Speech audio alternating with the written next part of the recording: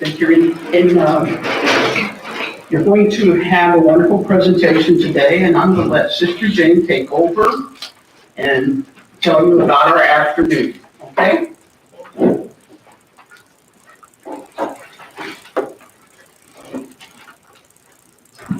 Thank you, Sister Brenda, and welcome to everyone.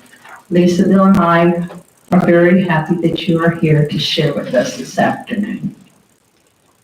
So we're going to be talking about the holiness of labor. The resources, the basic resources that we are using are books that you're all familiar with, the Holy Rule, St. Benedict's Toolbox, Jane Tomaine, and of course, Wisdom Distilled in the Daily, Joan Chittister. So most of you know that there are many treasures in these books. Lisa and Bill have some other resources, and they'll mention those as they do their presentations. So I just want to give you an overview of the afternoon. I'll do a little bit of an introduction, and then we're going to have what we call session 1. Bill will present, Can the Rule of Benedict Flourish in the Business World? And then we're going to have some table talk. Presentations will last about 15 minutes, and we'll have table talk. And then approximately a little before 2, we're going to take a 20-minute break. And at that time, we'll have refreshments for those that want, snacks, and give you a chance to just spend some time to get to know each other a little more, and perhaps even discuss something you may have heard in the first presentation, if you want to. So then we'll pick up with session 2, and Lisa will present the holiness of work, all the days of our lives. And then we'll have some table talk, 15 minutes, and then we'll have a closing and ascending forth blessing. So the holiness of labor. We're all aware of the Benedictine motto, ora et labora. Heard that many times, which means prayer and work.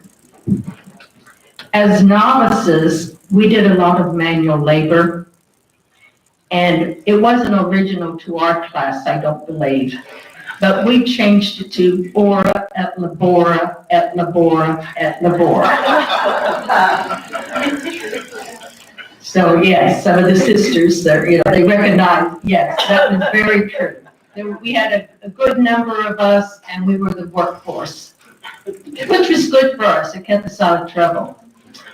But of course, as time has gone along, we've learned and we realize that manual labor, or whatever work we are doing, which we sometimes refer to as service, our ministry, our way of ministering to others, that is very essential. It's basic to our Benedictine life. And out of that, the purpose is to glorify God in all things, whatever we are doing. It's to glorify God in all things in the here and now. Sometimes that's very challenging, isn't it?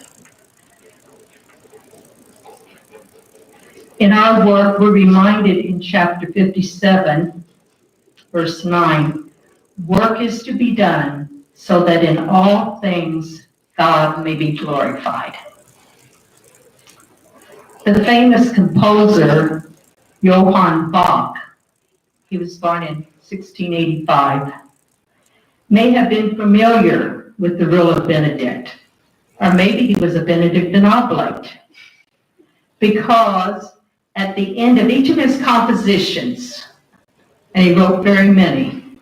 Would you know how many? I don't know how No, many. but it's very many. He always wrote, to God alone the glory. this great, talented composer, he knew where his gifts came from. He knew who he was and who God is. I hear an echo. Everything that we have, all of our gifts and talents have been given to us by God. We can even say they're being loaned to us by God to be used in the service of others. Each of us has been blessed with many talents and gifts. Now, sometimes we say, I sure don't have as many as the other person, and we might complain and compare. That's not the point. What we want to do is recognize all the gifts that God has been given to, God has given to each of us, and how blessed we are, for which we can joyfully give thanks to God without arrogance or pride. It's gift. What do we have that has not been given to us to use to glorify God?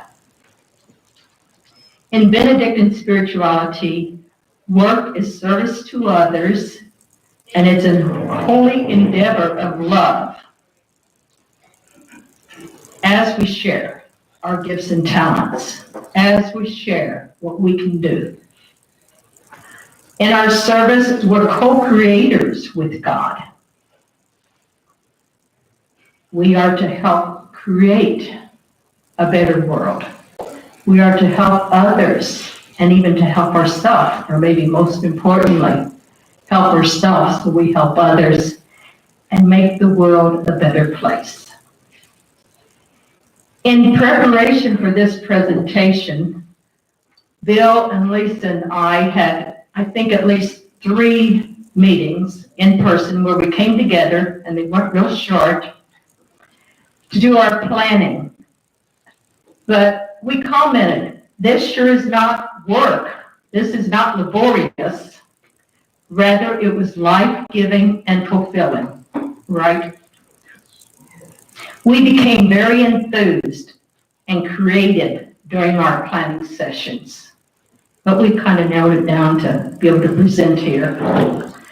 And we hope that the same happens for you as we share about the holiness of labor this afternoon, and hear your sharings also. In the prologue, Benedict encourages us, first, whenever you begin any good work, you must pray earnestly to Christ to bring it to completion. So, as we begin our good work here, Bill will tell us a little story and begin with his presentation with a prayer.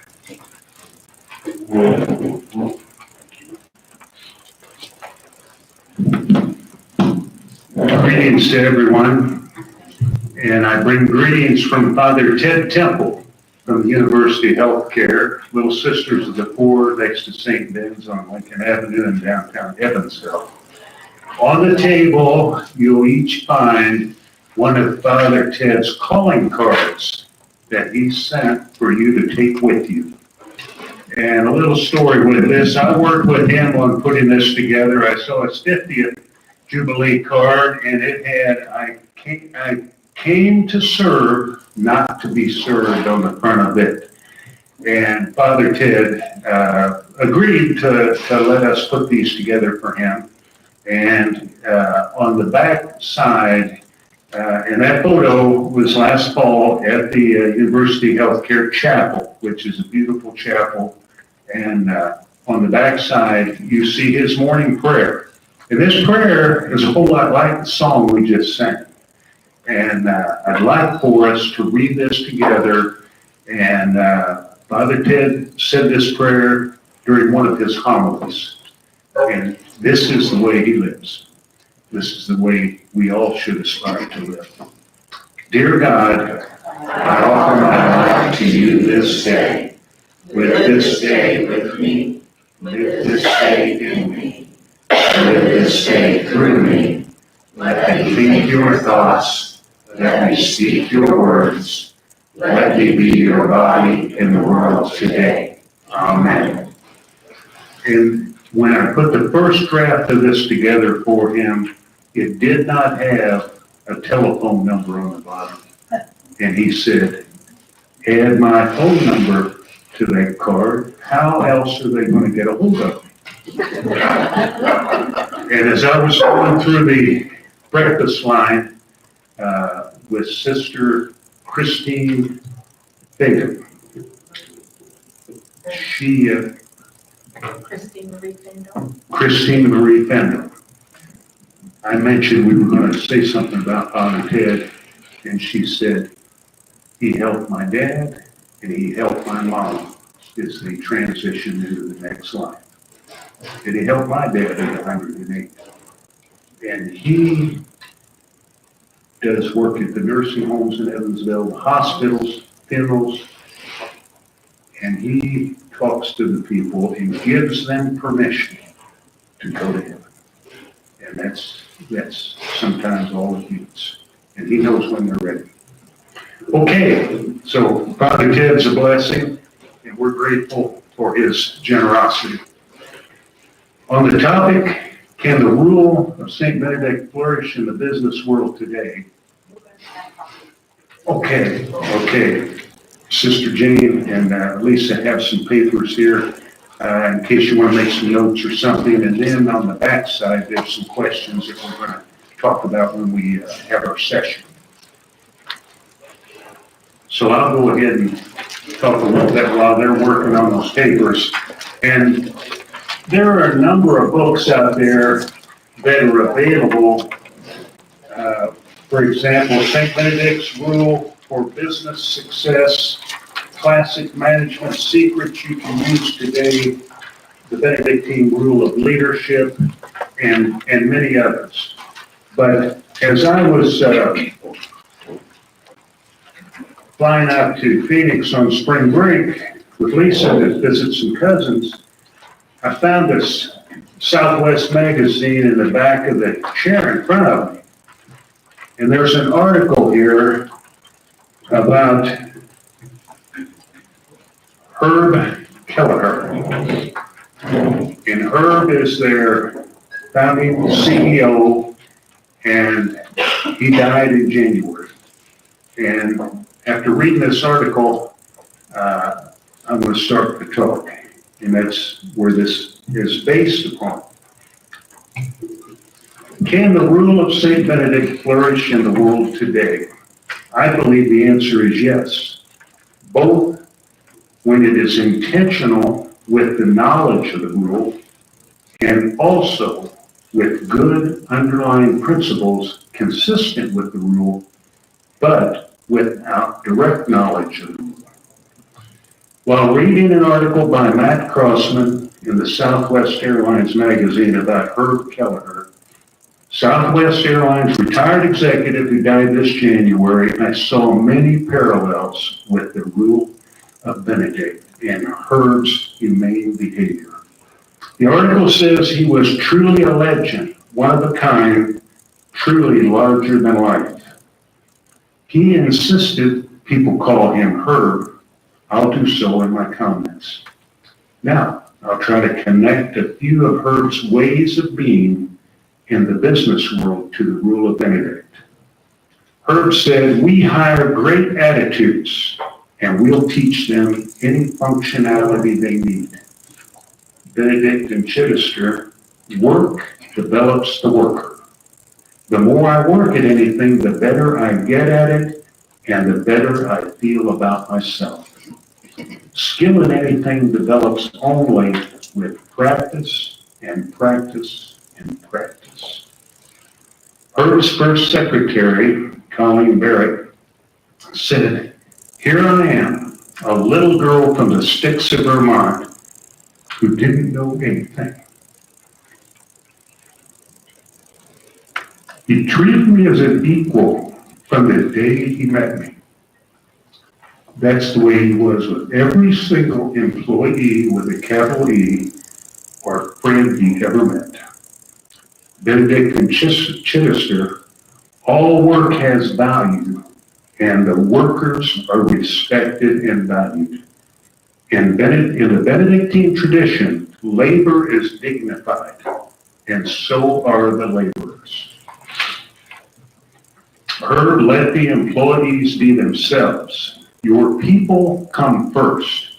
If you treat them right, they'll treat the customers right.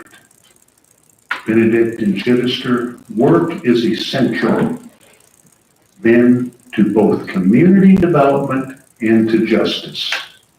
But justice works both ways. Benedictine spirituality not only requires that the worker do justice to the community, but the community do justice to the worker. Give them the help they need, chapter 53. Give them enough to eat, chapter 39. Let them get enough sleep, chapter 8.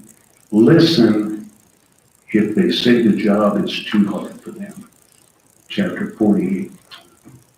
Herb believed that making smart decisions was far more important than following the rules to the letter. He wanted creative risk takers, not automatons.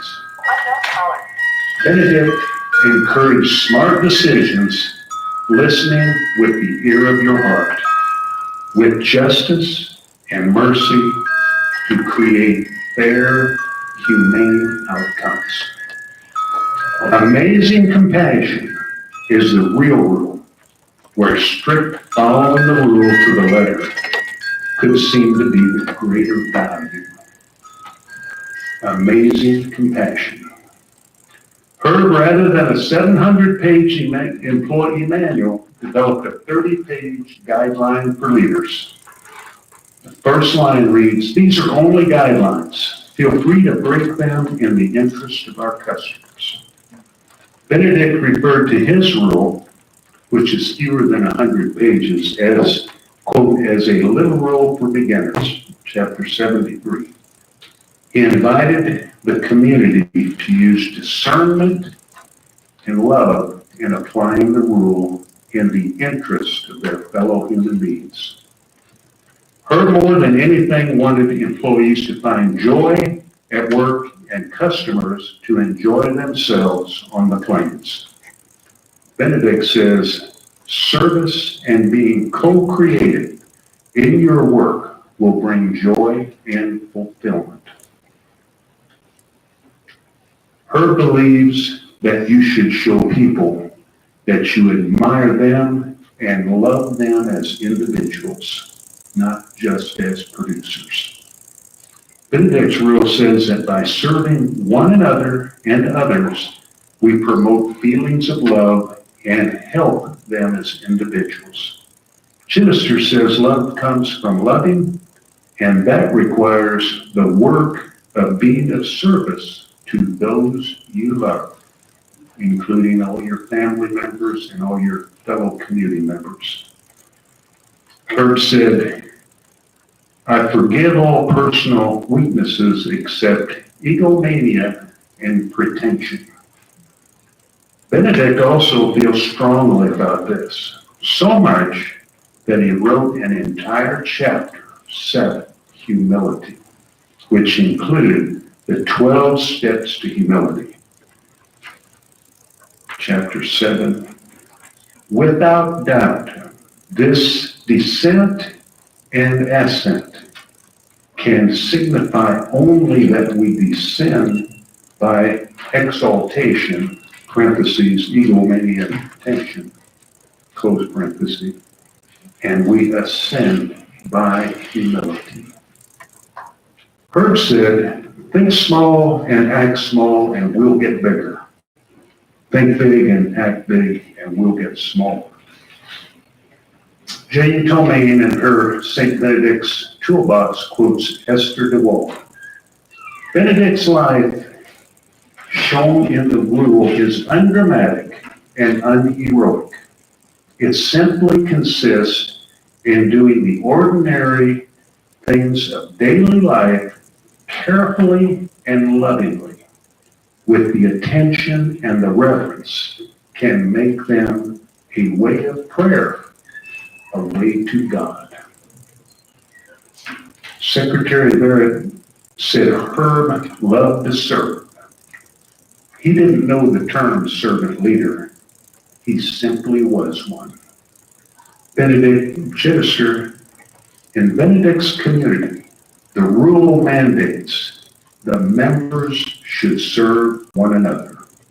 Consequently, no one will be excused from kitchen service unless they are sick or engaged in some important business of the monastery, for such service increases reward and fosters love. Chapter 35. Herb loved winning, but he had a noble competitive spirit.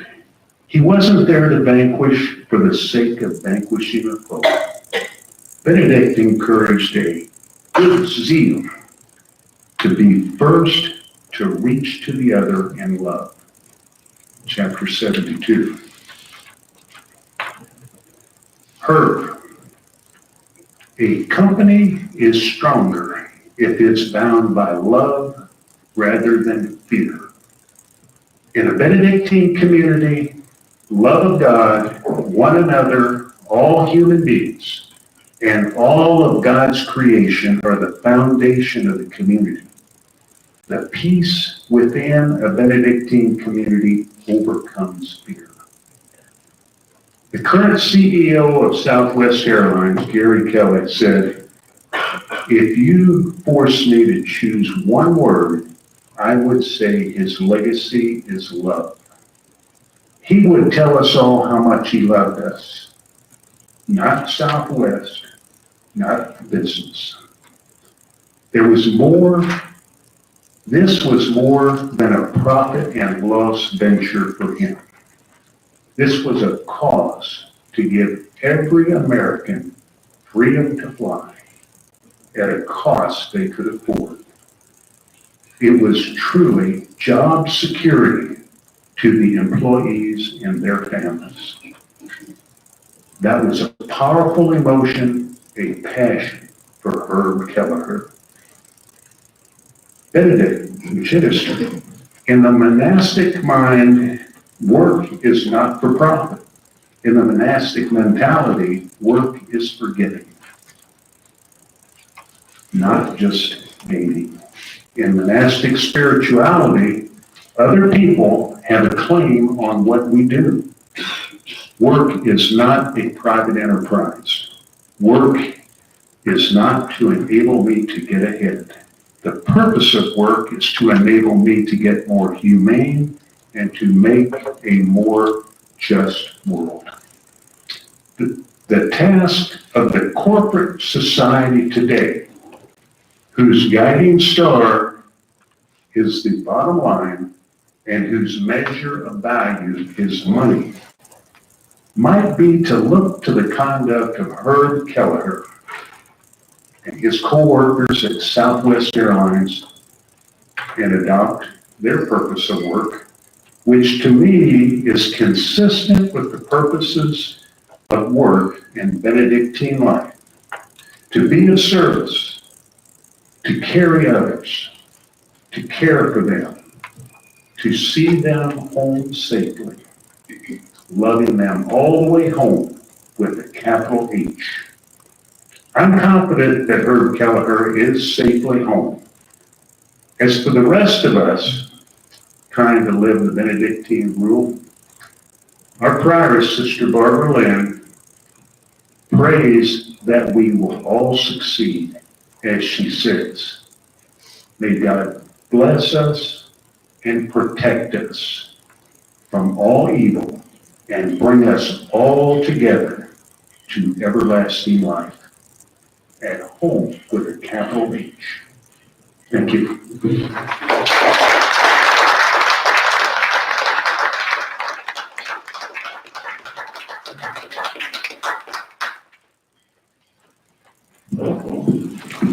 Thank you, Bill.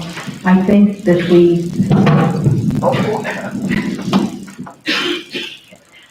that we certainly can see he has helped us to the parallel between the business world and what Benedict had in mind. remembering that Benedict wrote this over 1,500 years ago, and it lives on and on and on, very relevant today. On the back side, we're going to have some table talk now. So on the back side of that paper, there are some questions for session 1 in the Real Benedict version of the business world. 3 questions there. How might God be present in your work as you go about your daily work and life? Do you see the face of God in the people you meet? And love is the foundation of the Real Benedict. Give an example of receiving or giving love in your workplace. So wherever that is. And you can approach these questions, you don't have to do 1, 2, 3 necessarily.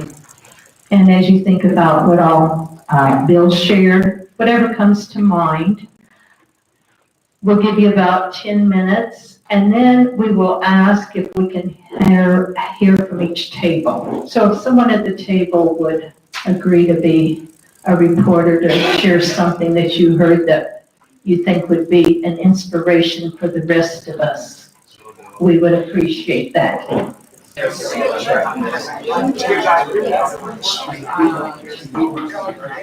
Okay. How's everybody doing? It sounds like there's quite a bit of sharing, which is wonderful. Are you ready to maybe give a bit of wisdom from your tables now?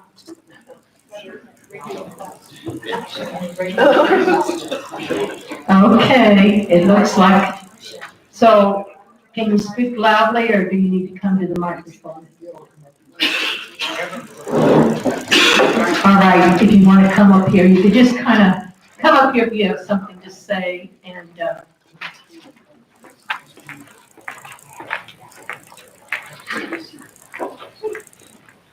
What we discussed was respect for the business and the workers is definitely needed.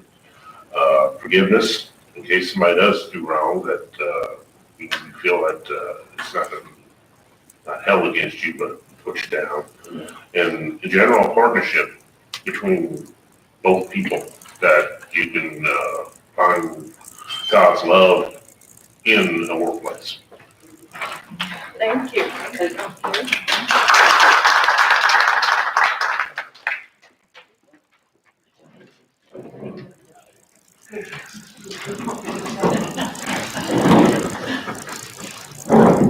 I just hope I don't go off the track, because that was so full of wisdom, Bill, that you shared, and I truly appreciate that. And I know there's so much I want to say and so much we discussed that I hope I get the nugget of what's really important. I think listening and respecting, listening to one another, and if you can with the ear of your heart, that's not always possible, for sure, because of your own emotional state, maybe. But I find that tremendously important, as did the people at my table, and then which can lead to respect, that you respect these people enough that they're worthy of your time, and not just rushing around and trying to get your own agenda taken care of. And we stress the importance of being vulnerable, and how in that state you are truly who you are. And we talked about the vulnerable people that Faye, that you serve in, Carol, that you do and I do at the hospital, as when I visit the cancer patients, and they are just who they are. They don't have the energy to put up a facade. And so it's like a Holy Communion, as we discussed, bigger than what the church is. It goes way beyond that. And then, I can't remember your name, the one that got up before Jim. Is it Jim? No? Okay. The forgiveness is extremely important. I know that. And so we didn't discuss that, but that's to be added to this list. Thanks. Thank you.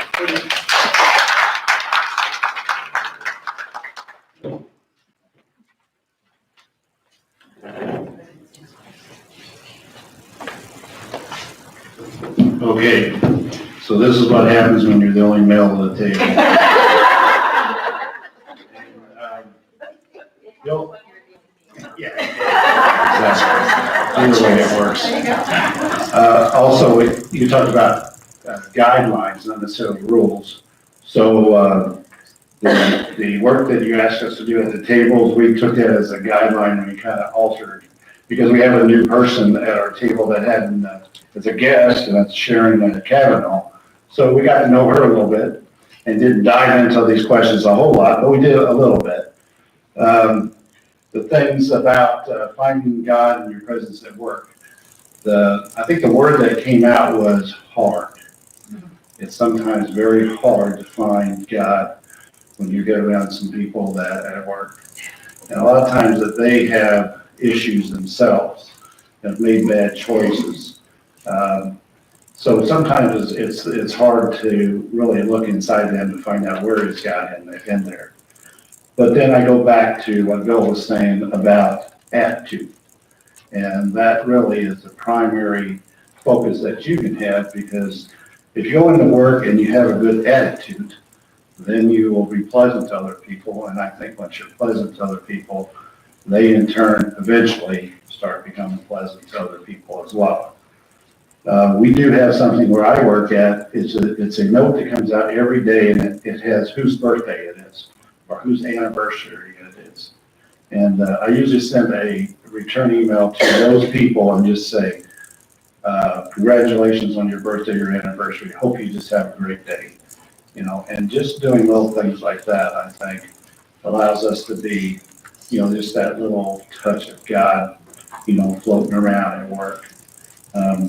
I have a good relationship with everybody I work with, but usually after we leave the door and go home, we don't interact outside of work. So it's just a different group, you know, at work when we're there. And we try to treat one another, you know, in a blessed way. I will say this, that where I work at, it doesn't take hardly anything for our group there to bring in a bunch of food, put it on the table at noon, and just everybody break bread together. So that's a nice thing as well. Okay, that's all I got.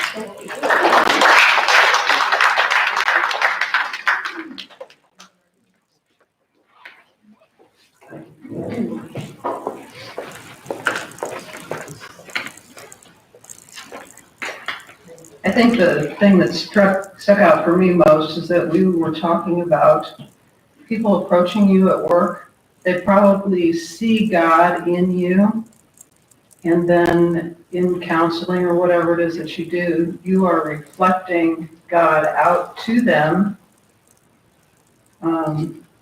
And also, radiating Christ, that kind of an image. So that's what we got.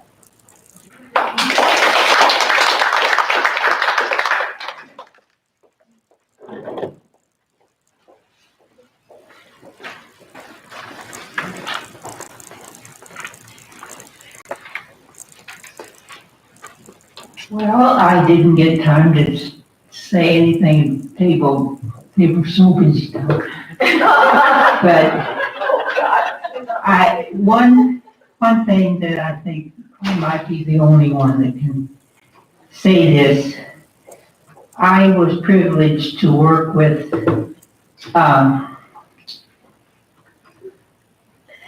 in Peru and Guatemala, especially in Peru. And these people, and they taught me a lot, nothing was too much for them. And nothing, whatever you do, any little thing, and if, here's a good example of what I found down there. You could walk for about 5 hours and get to a place where they had a little chapel built. And my job was to keep them connected with the parish. Okay, they kept me connected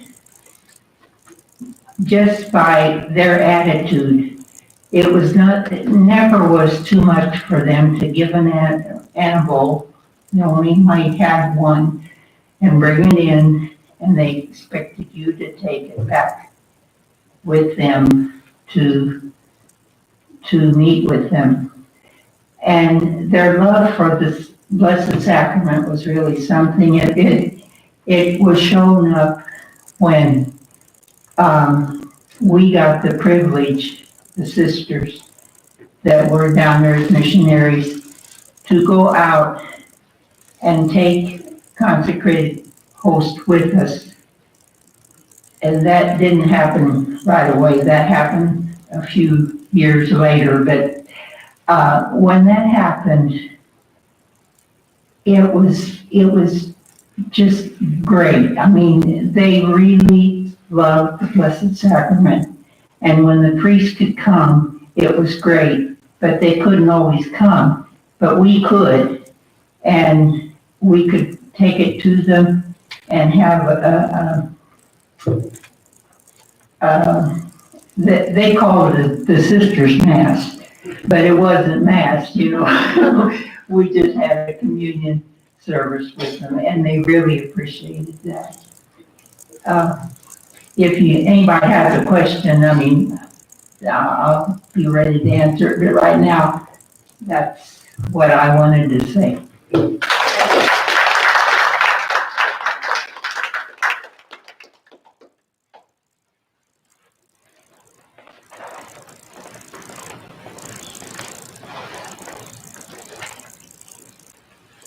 First of all, now, I understand being a young gentleman.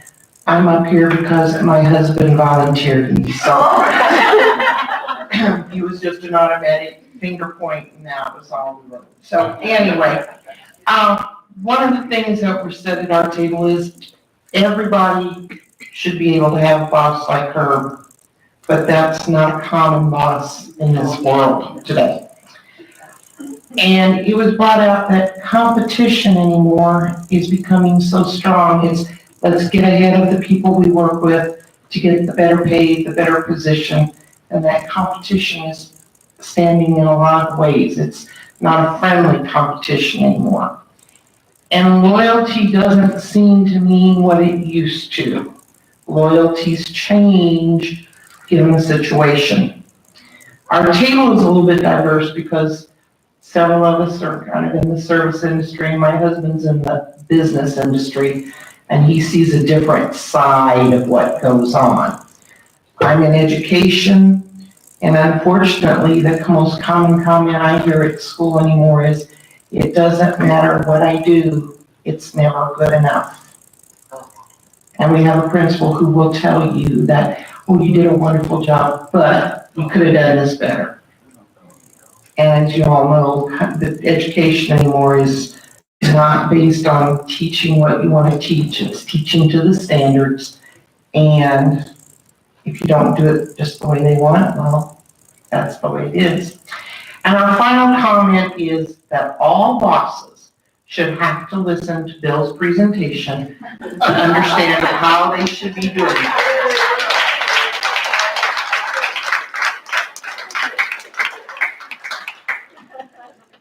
So Bill, you can take this nationally now. Hope it works.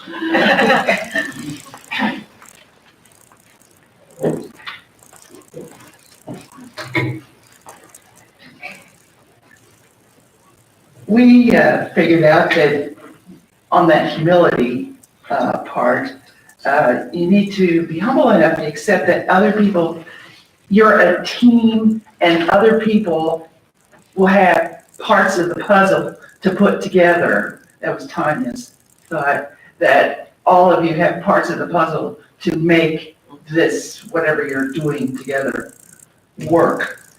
And then know that if you are giving part of your gifts to other people, then you will also receive back gifts from them, surely. And that was fabulous thought. I work for a church, and we had just recently come from a difficult time when our priest had to be away for a while. And our team is just now starting to get back together. But I'm happy to say that we all agreed that this Wednesday, we're coming down here for a morning retreat for a little team rebuilding with Sister Anita Louise. And when you have a team that's willing to do that, there are about 10 of us, including the school principal and her secretary, and team building kinds of things like that. I know you can't always do a religious retreat, but something that brings everybody together to realize that you're all on the same team. And I'm looking very much forward to that. And then, of course, we're going to the Schnitz for lunch.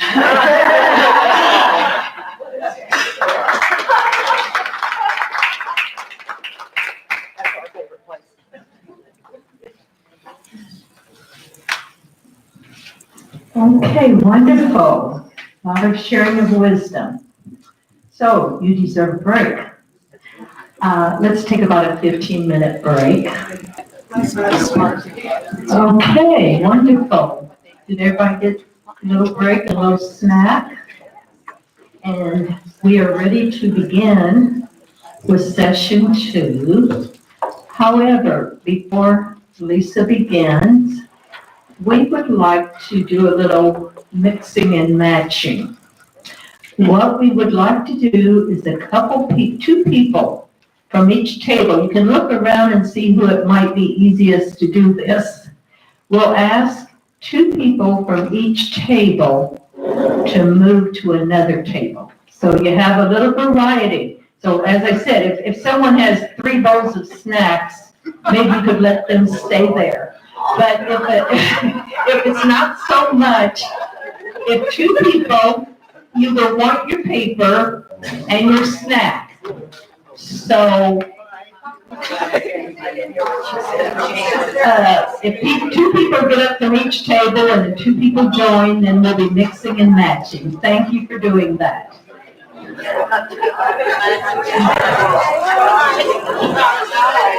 Oh, look at that table.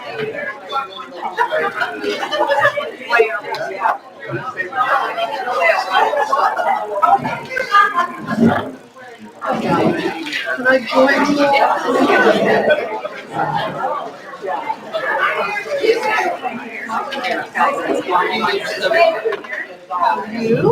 Okay, there's some room up here in the front, or over there, wherever. Oh, we need, yes, okay, very good.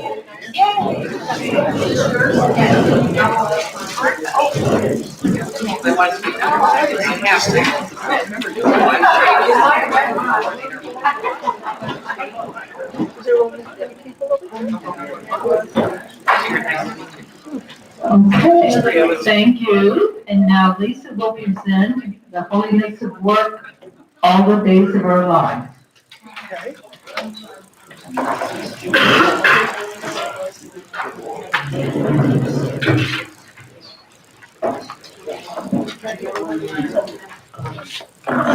Oh, no. Thank you. Good afternoon. And the reason we wanted everybody to move is because sometimes we come month after month and we say, what's that person's name? What's that person's name? We always sit with who we already know. And in a group, doing things like this, learning other people's names, learning where they come from, it makes us a family within a family. So I always like to, we like to mix it up or in the room. Okay, so my topic this afternoon is how the rule of Benedict makes the process of life easier. Because as we all know, things change every year, as we get older and as things change.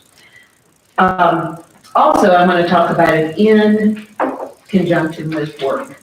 Oh, by the way, I was big on names. I'm Lisa Muller. I'm a high school teacher and have been for 34 years. And I love it every day. I love being at school. school every day. So, in life, we are often defined by our work, by our career. When we meet someone new, we don't talk for long before we ask, now what do you do? Or, as happens more frequently now, people say, what did you do? But I'm still working. And I'm still happy to be. But we are defined by the world as what we do, how much we have earned, and now that retirement is becoming closer and closer for me, how much we're traveling. But all these questions concern only the surface of our real work in life, which never changes, no matter our age or circumstances. Our true work is beyond what we do with our hands and even beyond what we do with our minds. It is what we do with our hearts. As Jane Tilmaine says in her book, St. Benedict's Toolbox, quote, our real work, no matter how we earn our livelihoods, engages us in saying yes to God. But what does that mean? I've recently been reading a wonderful book called The Wisdom of the Benedictine Elders by Mark W. McGinnis. In that book, McGinnis, an artist and writer, traveled around the United States interviewing Benedictine sisters, priests, and monks who had been born between 1901 and 1925. The book was published in 2005, so the age range was 75 to over 100. And the person interviewed from St. Meinrad was over 100 when he was interviewed. Father Head? Oh, yeah. Theodore Hick. In every chapter, the monastics talk about their lives, and inevitably, the subject of their work comes up. What did they do? How did they feel about what they had done? How were they feeling now that their work, as the world defines it, had ceased? What I realized as I read the stories of these people is that their work had not ceased. They remembered their work and study with both joy and sorrow, the same joy and sorrow that accompanies us all through our lives as circumstances change. Times changed for these nuns, priests, and monks, especially in the turbulent years of Vatican II. Some had to watch as their communities grew smaller, and sometimes the community had to change its focus. All of these holy men and women,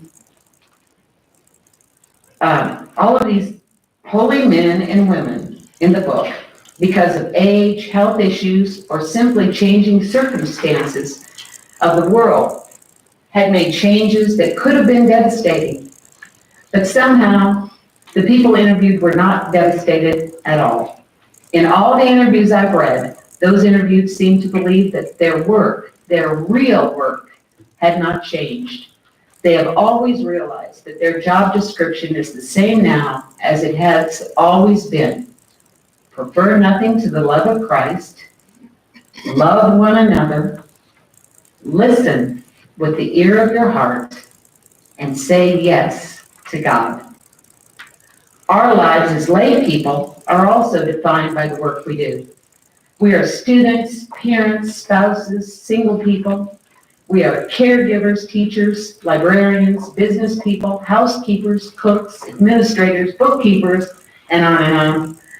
In our lives, we're often all of these. Sometimes in the course of the day, we are all of these. We cannot possibly classify or limit ourselves with a job description. I remember when I worked at a parish in Newburgh, and one evening, as we were meeting with the pastor in the rectory meeting room, word came that a pipe had burst and that there was water in the hallway of the school. Well, a plumber was called to fix the pipe, but it was the pastor who grabbed the mop and the bucket and headed over to the school to clean up the water in the hall. That man set the tone for that whole parish and its staff. Our job was whatever needed to be done. And it did not involve grumbling or martyrdom. It involved saying yes to the situation, even if our plan for the evening had been something completely different. No one ever said, well, that's not my job. People just said, how do I do it? One of the subjects of Mark McGinnis's book, Father Stanislaus Maudlin from the Blue Cloud Abbey in South Dakota, gave his thoughts on the role of work and prayer in his life.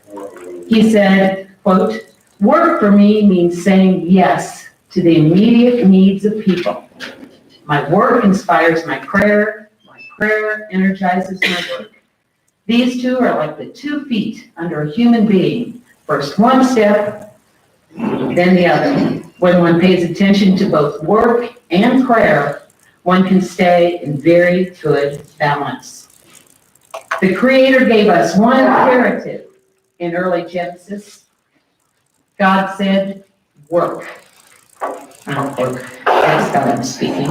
Make this a better world. Try to restore it to its pristine beauty. Make this a creation of balance among God's creatures. Now I'm finished with the man's interview. I messed up my quotes there, sorry.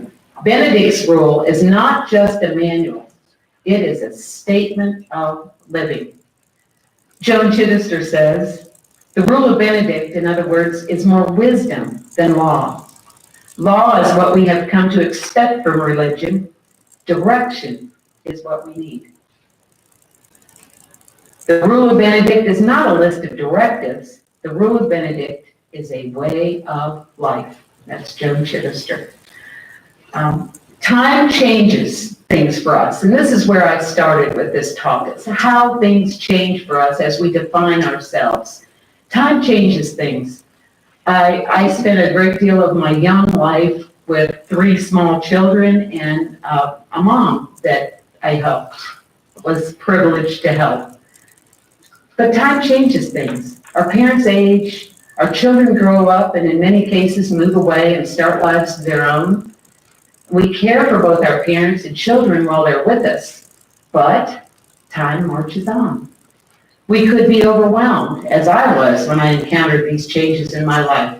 But with the help of others, especially Sister Maria Tasto and the other sisters here, I realized that my work in life was not defined by the particular job I had. As Jane Tomine says, change can bring on a crisis as we come to the realization that our work has formed our self-image. When that work is gone, we may wonder, who am I? Jane Tomine, with the help of Benedict, reassures us, quote, we can define who we are on a higher level, beyond the reach of change, unquote. When we can no longer work in the garden all day, for example, we can help clean the tools and put them away. We can wash and prepare the bounty of the garden. We can pray for the safety and satisfaction of those who are toiling in the garden. Our roles change, but that does not change the value of our work. All labor is valuable because it enables people to serve one another. The rule states, quote, let those who are not strong have help so that they may serve without distress, and let everyone receive help as the size of the community or local conditions warrant. Rule of Benedict 35. Sometimes it's hard to accept that help and to accept our changing role, but accept it we must, with grace and without grumbling or self-pity. When Joan Chittister was a very young nun, she was surprised when she heard that even the ill and elderly are to be given a task. She at first thought that was cruel and heartless, but she soon realized the wisdom of it. No one is ever useless. No one is ever out of the center of things.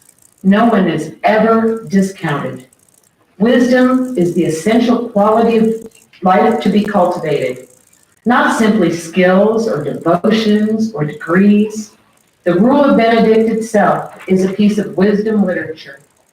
It concentrates on the questions of life, not on the mechanics of life. Unquote. We have been constantly, Bill and I have been constantly inspired by the wisdom of this place. Often when I walk in here, I think of a line from a Mary Oliver poem. and the poem is called Why I Wake Early. Those of you who know me know that that might be my favorite poem. But every time I walk in, one of the lines in the poem is, to be held in the great hands of light. And every time I walk in here, I hold out my hands and say, to be held in the great hands of light. It's how we feel when we walk in here. We love how every member of the community is loved and valued as their circumstances and as their work changes. No one's role is insignificant. I was reminded of this on a cold December morning this last winter when I read the obituary of Sister Mary Leon Kissel in the morning paper. As I read through the list of her ministries during her lifetime of service, I realized that her life can serve as a guide for negotiating the changes that the gift of mortality gives us. As it said, Sister Mary Leon served the majority of her ministry, 1956 to 1997, as a teacher at St. Teresa's School in Evansville, St. Bernard School in Rockport, St. Mary's School in Huntingburg, Celestine Elementary and Holy Family School in Jasper. She worked in parish ministry at Holy Family until 2005 and as an activities assistant at the monastery for 2012. Most recently, Sister Mary Leon served in the ministry of prayer at the Hildegard Health Center. That was in the Evansville Courier, December 18th, this last winter. I do not hear the word retirement in that list. I don't hear the word useless. I don't hear anything other than this woman was a force every day of her life, and the community recognized it, and when we read it, we recognize it. It is hard to accept the changes that time brings to our lives, our circumstances, our physical abilities, but with the wisdom and grace that God offers us when we listen, with the enduring wisdom of the rule, and with the prayers and help of one another, we can negotiate these changes gracefully.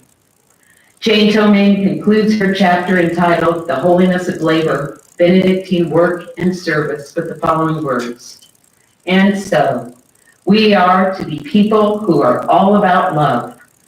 We are the people who are to remain centered in Christ and rooted in God. Then it no longer matters what we do. It's how we do the task before us that's important.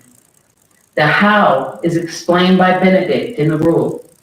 The how calls us to be people who love in whatever work God gives us to do. Thank you.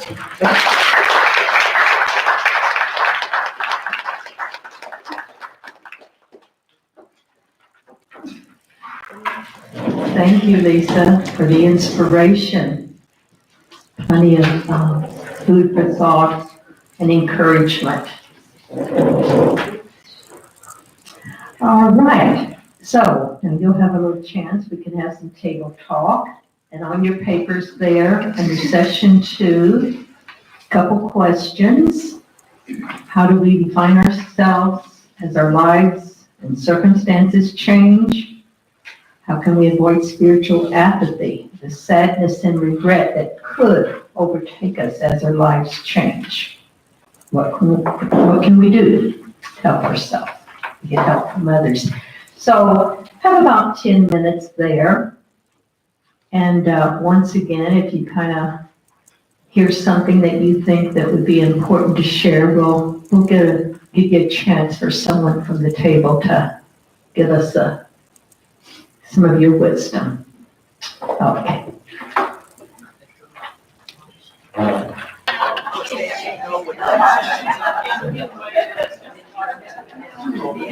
Okay. Time is moving on. So are you to the point that you have something to share with the microphone? All right. Why don't you just start? All right. Well, I think we had a great conversation, and we found out that we had some commonality in how our lives have perhaps played out and how changes have happened. All three of us were in our working lives where somebody was paying us or somebody, that what was happening is in our lives is that somebody else was always defining who we were. And we really didn't have time. We were busy, some of us raising kids, others doing what was expected by her community. We were just so busy, we didn't have time to really let God be the God. We didn't have time to spend with God or listen to God or, So when we were able to retire from our first vocation, had the freedom to be able to do that, we actually found our real vocation. And that came about by having the time and the will to spend time listening to God, to retreating at places like this where there's a lot of inspiration and wisdom to help guide us. It's just been, and all three of us decided our second vocation is much more wonderful than our first. So, and we only wish that others find that same freedom, that their second vocation or third or fourth, whatever it is, could be more wonderful than ever. So.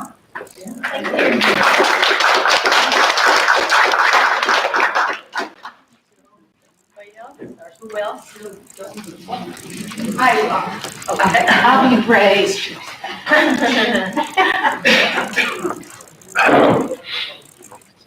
Okay, we were talking about changes in circumstances, and I lost my husband 5 years ago, and I tell everybody that I've been on a road with my husband for all these years, and it's a beautiful road, and we've had lots to share and see together, and it was just us.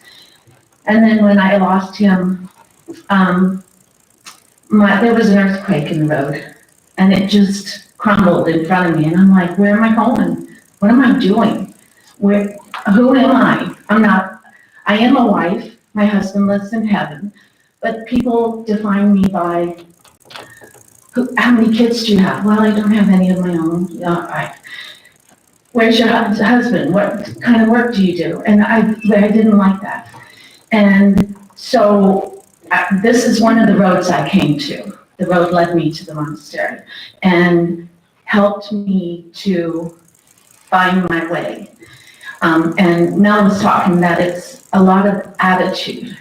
When we're on our journeys and God puts us in new places and new circumstances, it's our personal attitude on how we get through that, so that we know that God is behind us.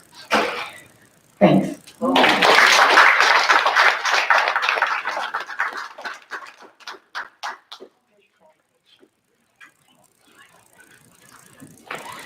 Mel, if it makes you feel any better, apparently it's not being a man, it's that chair.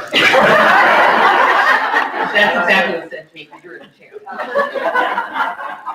We were talking about the transitions, and what I said is that going back to what we heard at the very beginning of the talk about the talents and the skills that God gives us. And so if you let those define you, as I had done for many, many years, I reached a point where I was talking to my spiritual director, who's a very wise Benedictine woman, and she said, well, what I'm hearing you tell me is that you are emotionally drained and exhausted from what you've been doing for all these years. And I said, yes. And she said, so why do you keep doing it? And I said, because these are the skills and the talents that God gave me, and not to do it would be disrespectful to God. And she said, so what you're telling me is you are doing something that is not life-giving because you think God wants you to be miserable. So after I thought about that for a minute, I realized, well, she might have a good point, and maybe there is more to me than that. Maybe there is more to what I'm supposed to be doing here for God.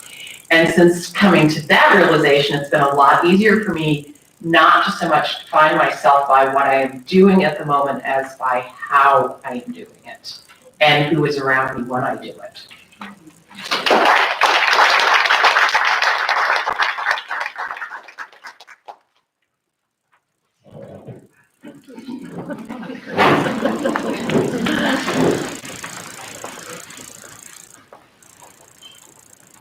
We we went through some of the stages of the work, the parent, care or spouse caretaking stages, and some getting ready to retire, some already retired. But the other day I read an article somewhere about how to create your good end. And it was start at your end and think who you want with you, and how you want them to know what your desires are for your care, and work backwards. So as you come back, you think about who will you associate with during your retirement time, keeping good contact with your family, cultivating your friends, working backwards still on, and I would say work back just to like when you stop working or we're not able to work again. But keeping your possibilities all open, and that people know what you want, so that as you travel through these different periods of your life, people will be there with you. The people that you cultivate as your friends, or you stay close with your family, because you do need them and they need you, so that when your end time comes, it should be an easier transition, because you won't be alone. You'll have them and God on your side.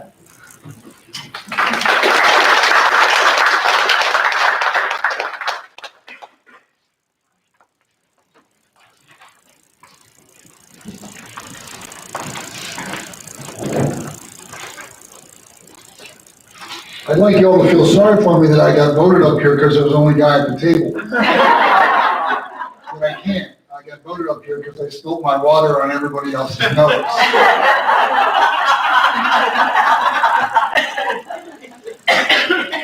But we had a really good treat at our table, because Sister Mara Beckman, she talked about her transitions. And you can't invent wisdom. Sometimes it has to be gained over time. And she gave us a lot of wisdom. And this is the thing that she said. She says, go where needed and do what is needed there. I don't know whether that's a Benedictine rule, because I'm not Benedictine. I don't know the rule that much. Gail's trying to teach me. But I think it's got to be in there somewhere. She was willing to go and stretch herself wherever she was to help other people. And that stretching of herself created kind of a space for her to love others in whatever she did. And she took on new things. And her word was, as they arose. Isn't that a beautiful image? As they arose. And I couldn't help but think that's what Jesus did. He first was a recruiter, and then he was a teacher, and then he was a healer, and he ended up being a quiet sufferer. And that's kind of how our lives go sometimes, isn't it? And there's great grace in that. And why was he doing it? Because he was trying to be part of something bigger than himself. I know it's kind of hard for us to get our minds around the fact that he's the Son of God and there was something bigger than himself. But he always thought that God was bigger than him. And if we're loving other people, then we're always trying to be what? Part of something bigger than ourselves. And then the thing that stuck out to me was, work, if you do it with love, it's just an endeavor. And everything we do that's bigger than ourselves is just an endeavor of love. So I want to thank Sister for sharing her wisdom with us.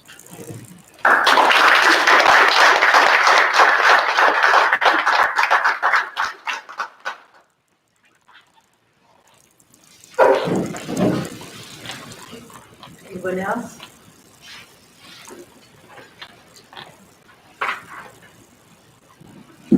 Thank you, all of you, for sharing your wisdom and participating today. In closing, I just want to have one last comment. It's something in our community. A few years ago, well, it's been a number of years ago, we were talking about putting a publication together. And we were talking about sharing our ministries. So it was kind of like, what do we do? So we were getting all these things listed. And then as the conversation continued over time, we began to realize, it's not what we do, it's who we are. So, long story short, the title of the publication is Who We Are. Perhaps you've seen it. We have a gift for all of you. So I think we'll pass those out now. It's a wonderful, wonderful treasure.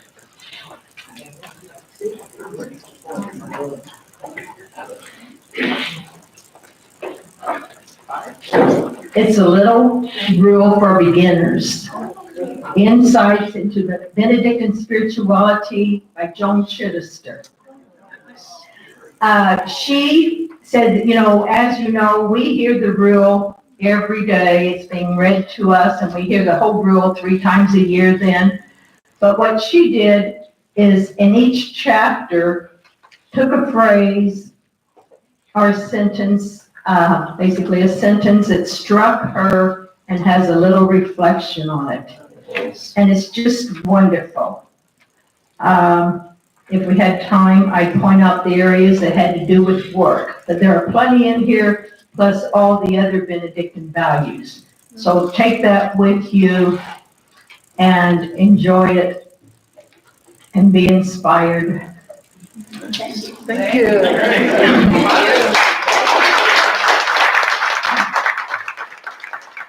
And finally, in closing, we would like to close our presentation with a blessing, our sending forth prayer. And this is based on the blessing that we sisters have every Saturday morning.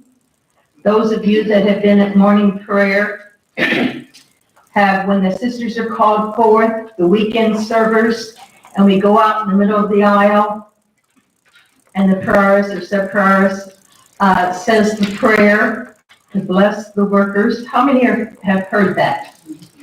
All right, a number of you. Well, we're all going to get blessed today. So we have our blessing and sending forth prayer. So if you would like, you may stand. If it's better to remain seated, that's okay too. Why don't you stand? And in a stance of openness, you can even open your hands and receive God's blessing.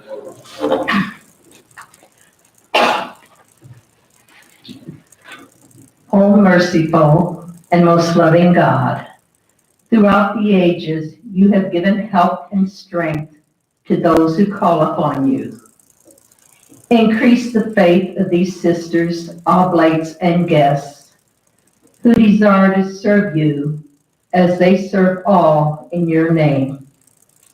Accept our prayer so that with a pure heart, these sisters, oblates, and guests may take on their work and service to all with humility and respect. We ask this through Jesus Christ and the Holy Spirit, who live with you now and forever. Amen. Thank you. Thank you.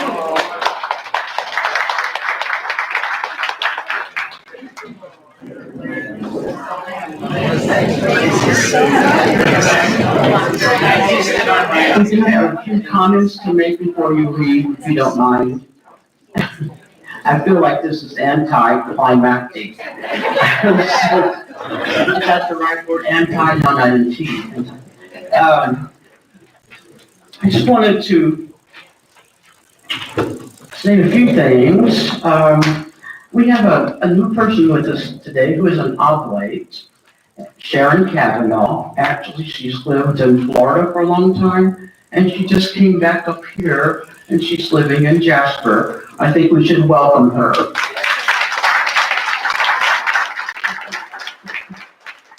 kept looking at her and said, where have I seen her? I've seen her picture, that's where I saw you, so. Also, I want to, let you know, whether you do or not, that Linda Bakley and Vic Bakley and Sister Judith Flagg are presently in Guatemala. And, they went down there. I know that many of you heard their presentation last year. It was absolutely fabulous. And there was an article in our See, Pray, Share. If you all get that, there was also an article about that. And if you're not familiar with it, well, we can share more with you, okay? Also, I gave you one of these little papers, Oblate meetings and events for the rest of the year. I wanted you to know there was a change. Every time I come up with a change, there's a conflict someplace. But we moved the right of reception of candidates to Sunday, September 22nd. It's always on a Saturday, but it couldn't be this year. So anyway, I hope that hasn't, that gives you oblates, you candidates a little longer, doesn't it? So, and then the right of oblation would be after that. Okay, and then our directories. We have not forgotten about those. Jean Zach has been working on them, and she has a full-time job as a teacher she's a PhD in medical health ministry, and she's been overseeing like 6 or 8 interns for the last year. Anyway, she sent me a note saying that they're moving along. We hope to have them by Easter. So that was her comment. She was supposed to be here today, but she was sick, couldn't make it. Okay, I just have a couple little things here for you. Just so you know, at our last meeting, we hadn't decided who all was going to whichever conference. The one in Idaho is September the 9th through the 14th, and Teresa Bauer wants to go to that with me. I haven't decided if I want her to. No. And also, Sister Kathy Huber has a good friend who's Australian, who is in Cottonwood, so she's going to be going along with us. I have a college friend Oh, who yes. oblate at Cottonwood. Yes. I've seen her in probably 45 years, so. Yes, did y'all hear that? She has Teresa has a friend in Cottonwood who's an oblate, so she'll get to see her, as long as you go to the conferences as well, right? So, and then NABOD, which will be in July 4th to the 10th, you already know Bill and Lisa are pretty well definite they're going. We've already made out we're sending in our money and all that kind of stuff, so that's pretty good. And they've been very helpful getting it all together. Bill is a businessman, in case you didn't pick that out today, so. And last but not least, we had a meeting, an advisory board meeting, I don't know, it seems like 100 years ago, just about a month ago or so. And we had a really nice discussion. We were talking about all kinds of things. One thing we really want to do, and we did it today, is have more social time with one another so we get to know one another. Sometimes you come and have meetings the whole time and hardly get to talk. And we're going to continue this. And it's nobody's fault. It's just the way it turns out. So anyway, we're going to try to do some fun things. We mentioned, going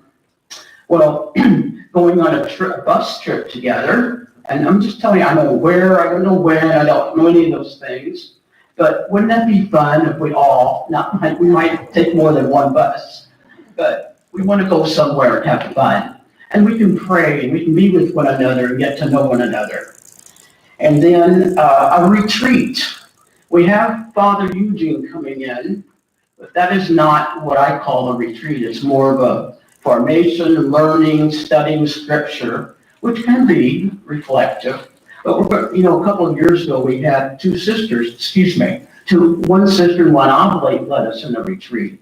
We have all kinds of retreat directors floating around this monastery who can lead us. So basically, that's what I'd like to tell you. And last but not least, many of you have asked about my brother. My brother is undergoing, some of you don't know probably, he has esophageal cancer. And he found that out in late January. And presently he is going through radiation and chemo. And he's not feeling too hot, but he's still plugging along. And he appreciates all of your prayers on the Oblates. A lot of them wrote cards to him. I keep trying to tell them what Oblates are, but I really don't think they understand yet. But my family is not Catholic. So, I mean, they can still talk about prayer and stuff too, but Oblates aren't Catholic necessarily either, but anyway. So, anyway, pray for him. It's very hard for me and my family. Thank you for coming today, and we got some more refreshments. And last one, I didn't say this, my goodness, the most important thing. Thank Sister Jane, Lisa, and Bill. It was really good. I felt like I was at a retreat. That's really what I was thinking. And all the wonderful things they were saying, and I can't even tell you where I begin. Anyway, have a good day. We'll see you in May.